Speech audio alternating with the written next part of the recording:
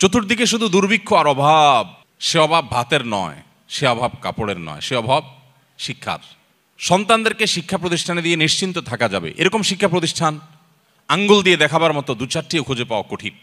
একজন বাবা যদি তার শিক্ষিত কোনো সন্তান থাকে, যে সন্তান আপন জায়গায় অনেক যোগ্য, অনেক মেধাবী, অনেক প্রতিষ্ঠিত, কিন্তু সেই সন্তান বাবা মার প্রতি দায়িত্ব জ্ঞানহীন, সে সন্তান মানুষ হিসেবে ভালো মানুষ যদি না হয়, মানবিক গুণাবলী এবং মূল্যবোধ এর ঘাটতি যদি তার মধ্যে থাকে, তো এই সন্তান কখনো বাবা মার চোখ জোড়ানো নয়ন জোড়ানো সন্তান হয় না। আবার এর বিপরীতে কোনো বাবা মার যদি এমন কোনো সন্তান থাকে যে সন্তানের হয়তো জাগতিক যোগ্যতা অনেক বেশি না থাকে, শিক্ষা দীক্ষা অনেক বেশি না থাকে, পয়সা কড়ি অনেক বেশি না থাকে, সমাজে অনেক বেশি প্রতিষ্ঠিত না হয়, কিন্তু সে মানুষটা ভালো মানুষ হয়, বাবা মার কেয়ার করে, যত্ন নেয়, বাবা মাকে ভালোবাসে, শ্রদ্ধা করে, সুসন্তান হিসাবে নিজেকে গড়ে তুলতে পেরেছে, আদর্শ মানুষ হিসাবে গড়ে তুলতে পেরেছে, তাহলে এই সন্তান বাবা মার চক্ষু শীতলকারী সন্তান হয়, বাবা মার নয়ন জোড়ানো সন্তান হয়। ঠিক একইভাবে আজ সাধারণ শিক্ষায় শিক্ষিত হয়ে আমাদের সন্তানরা আমাদের জীবনমানকে উন্নয়নের জন্য অবদান রাখছে, সেটা যেন আমাদের জন্য প্রয়োজন। এর চাইতে অনেক বেশি প্রয়োজন আমাদের সন্তানরা মনুষ্যত্ব শিখবার, কিন্তু সে জিনিসটার জন্য খুব বেশি প্রতিষ্ঠানে দেশে নেই। দেশে যত শিক্ষিত মানুষ হয়েছে গত 2 দশক 3 দশক 4 দশক 5 দশক আগে, অর্থাৎ যত পেছনে যাব আমরা, সেই সময়ের তুলনায় এখন আমাদের দেশে সাধারণ শিক্ষিত মানুষ, ডাক্তার, ইঞ্জিনিয়ারের সংখ্যা পরিমাণে কম না বেশি? আগের তুলনায় এখন সাধারণ শিক্ষিত মানুষের সংখ্যা কি কম না বেশি? বেশি। কিন্তু সেই সাথে নীতিবান, আদর্শবান, মুত্তাকি, আল্লাহভীরু ভালো মানুষের সংখ্যা বাড়ছে না কমেছে? তাহলে পরিষ্কার হয়ে গেল যে আমরা অনেক শিক্ষিত মানুষ পেয়েছি, কিন্তু ভালো মানুষের সংখ্যা কিন্তু দিন দিন কমে যাচ্ছে। এই যুগে খুব অল্প পুঁজি দিয়ে সামান্য সময়ের ব্যবধানে একজন মানুষ কোটি কোটি টাকার মালিক হয়ে গেছেন। এই জিনিসটা যত আশ্চর্যের, যত কঠিন। আল্লাহ তাআলা কাউকে 2-4টি সন্তান দিয়েছেন, এই সন্তানগুলোকে সমাজে প্রচলিত যে আগুনের আঁচ চতুর্দিক থেকে আমরা দেখতে পাচ্ছি, সেগুলো থেকে বাঁচিয়ে, সেগুলো থেকে রক্ষা করে, হেফাজত করে মানুষের মতো মানুষ হিসাবে, নিজের কাঙ্ক্ষিত সন্তান হিসাবে গড়ে তোলা, এটা তার চাইতে বেশি কঠিন এবং চ্যালেঞ্জিং। আপনার সন্তানকে ভালো মানুষ হিসাবে গড়ে তুলবার টার্গেট করতে হবে। সে স্কুলে পড়ুক কিংবা মাদ্রাসায় পড়ুক, আপনার টার্গেট হতে হবে, লক্ষ্য হতে হবে যে আমার সন্তানকে আমি মানুষের মতো মানুষ হিসাবে গড়ে তুলব। সে সৎ মানুষ হবে, আর কিছু হোক বা না হোক। সে ডাক্তার ইঞ্জিনিয়ার হতে পারুক বা না পারুক, সে বিসিএস ক্যাডার হতে পারুক বা না পারুক, সে সেনাবাহিনীতে ভালো কোনো অফিসার র্যাঙ্কে চান্স পাক বা না পাক, সে ভালো পরিচিত পপুলার কোনো আলেম বা তুখুর কোনো হাফেজ হতে পারুক বা না পারুক, সে যেন ভালো মানুষ হয়, সে যেন মুত্তাকি হয়, সে যেন পরহেজগার হয়। আমি আমার সন্তানদেরকে সবসময় বলি, তোমাদের পরীক্ষার ফলাফল ভালো হোক সেটা আমি চাই, কিন্তু এর চাইতে অনেক বেশি চাই তোমার নামাজটা দেখে যেন আমার নয়ন জুড়ায়, তোমার আচরণটা দেখে যেন আমার দিলটা প্রশান্ত হয়। এটুকু যদি তুমি আমাকে দিতে পারো, তোমার ফলাফল যদি খারাপও হয়, আমার কোনো টেনশন নাই, কোনো দুঃখ নাই, তার জন্য আমার কোনো আফসোস নাই, তোমাকে আমি কিচ্ছু বলবো না। সম্মানিত উপস্থিতি, বেশিরভাগ বাবা মা তারা চান তাদের সন্তান যেন দুধে ভাতে থাকুক। একটা কথা আছে না, আমার সন্তান যেন থাকে দুধে ভাতে।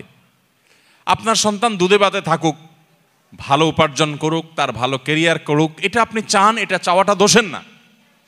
কিন্তু এর চাইতে বড় চাওয়া উচিত আমার সন্তানটা যেন সৎ হয়, ভালো মানুষ হয়।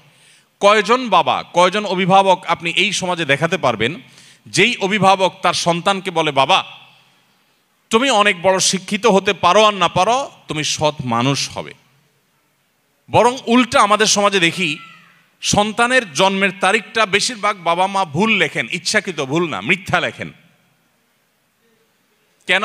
যাতে বেশি দিন চাকরগিরি করতে পারে, বেশি দিন সরকারি বা বিভিন্ন প্রতিষ্ঠানে চাকরগিরি যেন করতে পারে, সেই সুযোগ পাইয়ে দেওয়ার জন্য জীবনের শুরুতে একটা মিথ্যা গেঁথে দেয়। অনেক বাবা মা আছেন যারা বিভিন্ন স্কুলে তাদের সন্তানরা যে পড়াশোনা করে তাদের জন্য নকল কিনে এনে সন্তানদেরকে সার্ভ করে দেন, সাপ্লাই করে দেন।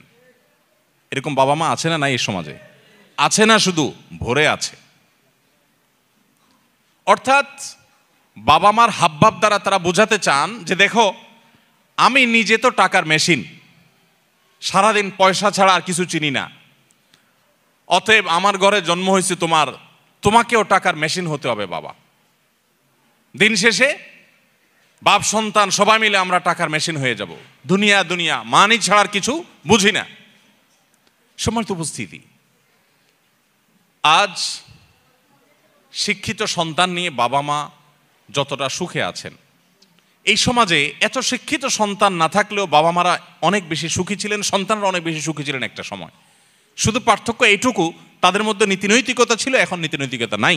আমি শিক্ষার বিরুদ্ধে বলছি না, শিক্ষা তো আমাদের লাগবেই, কিন্তু শিক্ষার পাশাপাশি যদি নীতিনৈতিকতা না থাকে তো এই শিক্ষা জাতিকে যতটা উপকার করবে তার চেয়ে বেশি ক্ষতিগ্রস্ত করবে। দেশের উন্নতি যতটা করবে, দুর্নীতি তার চেয়ে বেশি করবে।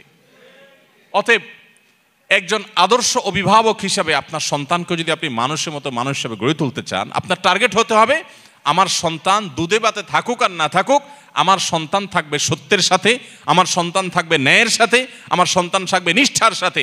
আপনার সন্তানকে বলতে হবে, বাবা, আশপাশে মানুষের গাড়ি বাড়ি, তাদের সম্পদ, এগুলোর চমক তোমাকে যেন বিভ্রান্ত না করে। তোমার বাবা হিসাবে আমি অসৎ উপার্জন করি নাই, তুমি অসৎ উপার্জন করবে না। এদেশে কিছু আদর্শবান মানুষের বড় বেশি প্রয়োজন। বড় দুর্ভিক্ষ চলছে, প্রতিটা টেবিলে, প্রতিটা অফিসে, প্রতিটা প্রতিষ্ঠানে দুর্নীতিবাজদের এমন মহড়া, এমন মহোৎসব আজ সর্বদা চতুর্দিকে এমনভাবে প্রতিষ্ঠিত হয়েছে যে গোটা জাতি তৃষ্ণার্ত মরুভূমি যেরকম পানির জন্য হাহাকার করে, কিছু সৎ নাগরিকের জন্য গোটা জাতি আজ হাহাকার করছে। আর সেই হাহাকারের সে অভাব নিরূপণ করবার জন্য কিছু ওলামা একরাম নির্লস চেষ্টা চালিয়ে যাচ্ছে।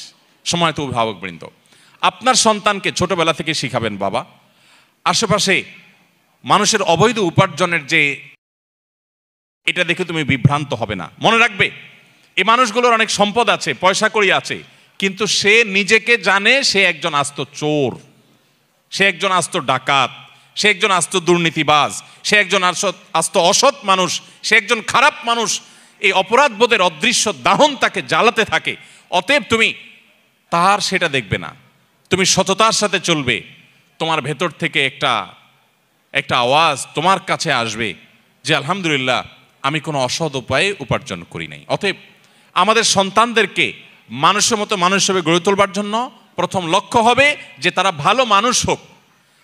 আপনার সন্তান পরীক্ষার হলে যাচ্ছে, কয়জন বাবা মা আছেন যে এই কথা বলতে পারেন যে আমার সন্তানকে বলেছি যে বাবা, পরীক্ষার হলে গিয়ে কোনো নকল করবে না, অবৈধ উপায়ে তুমি কোনো কিছু আনসার করার চেষ্টা করবে না, খাতায় কিছু লেখার চেষ্টা করবে না, কারোর কাছ থেকে দেখে দেখে লেখার চেষ্টা করবে না, তুমি যা জানো তা লিখবে, তুমি ফলাফল যাই পাও আমরা অ্যাপ্রিসিয়েট করব। কোথায় সে বাবা মা আজ? বরং উল্টা বাবা মা সন্তানকে খোঁচা মেরে চাপ দিয়ে সন্তানকে ডিপ্রেসড করার হাজার নজির আমাদের সামনে আছে যে কেন তুমি পারো নাই, পাশে বাসার ছেলেটা এত ভালো রেজাল্ট করলো, আমি মুখ দেখাতে পারি না, তুমি কেন পারো নাই। এই চাপ দেওয়া মানুষ পাওয়া যায়, কিন্তু মা বাবাকে, সন্তানকে সততার দীক্ষা দেওয়ার মানুষ পাওয়া যায় না। সময়ত উপস্থিতি, আমি আবারও বলছি, আমি আমার সন্তানদেরকে সবসময় বলি আপনাদের সঙ্গে শেয়ার করা, যাতে করে আপনাদের কারোর উপকার যেন হয়। আমি সবসময় তাদেরকে বলি, দেখো, পরীক্ষা ভালো ফলাফল করতে পারো কি না পারো, তুমি ভালো মানুষ হওয়ার চেষ্টা করো, তোমার অ্যাটিটিউড থেকে আমি সেটা দেখবো, তাতেই আমি হ্যাপি। আলহামদুলিল্লাহ, আল্লাহ তাআলা আমাদের সন্তানদেরকে ভালো মানুষ হিসেবে গড়ে তোলবার জন্য আমাদেরকে যোগ্য অভিভাবক হওয়ার তৌফিক দান করুন।